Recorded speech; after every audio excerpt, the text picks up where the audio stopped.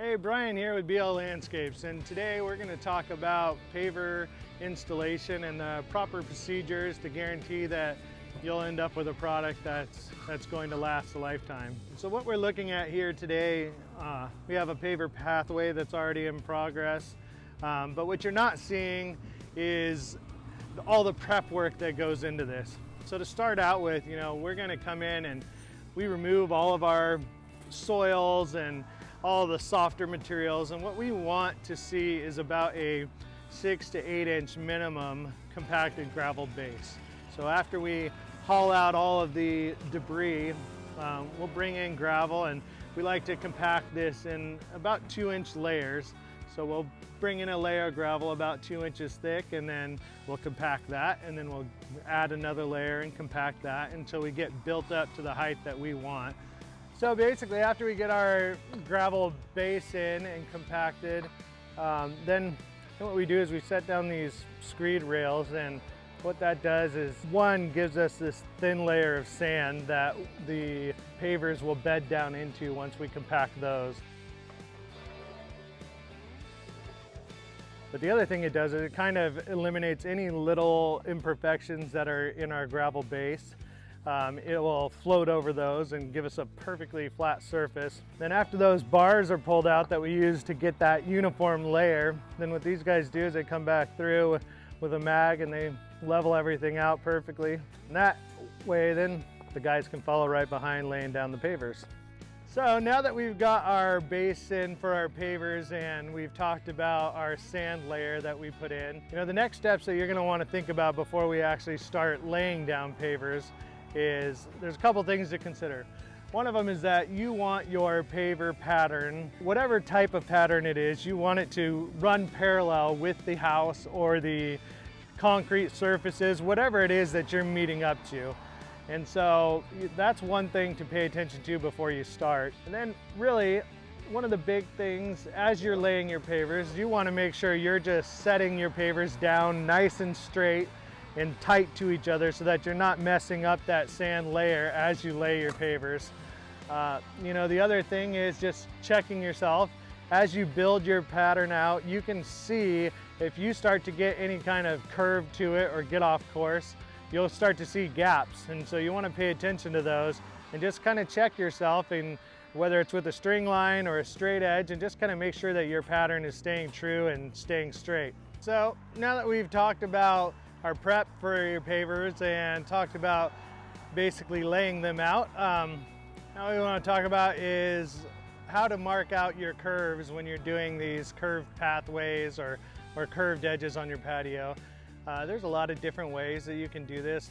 Some people use tent poles, some people use PVC, but what we've found works best for us is a real rubber garden hose. And what we'll generally do is we lay out a nice curve and we'll hold it in place with some of our bricks, and then we'll go through and mark that curve with a red pencil. That'll give us a nice flowing curve. And then once we get it marked out, we can remove the hose and go ahead and cut our curves.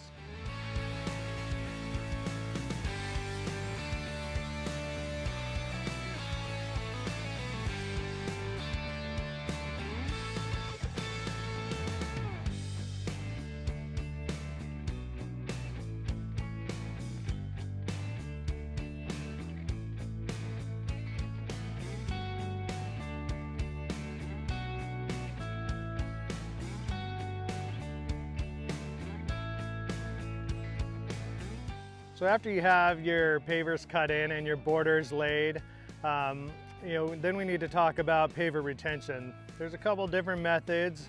There is a concrete method that a lot of people use. We prefer the plastic snap edge. It's a great product.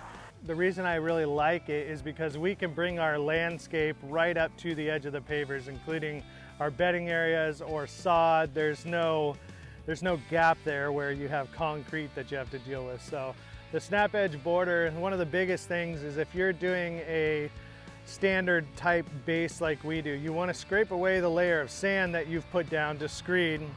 Because if you just try to put your snap edge border on top of that, the sand will wash out and then it can undermine your border. So we scrape that little layer of sand off, get down to the gravel layer that is compacted, and that's what you'll want to set your snap edge border on.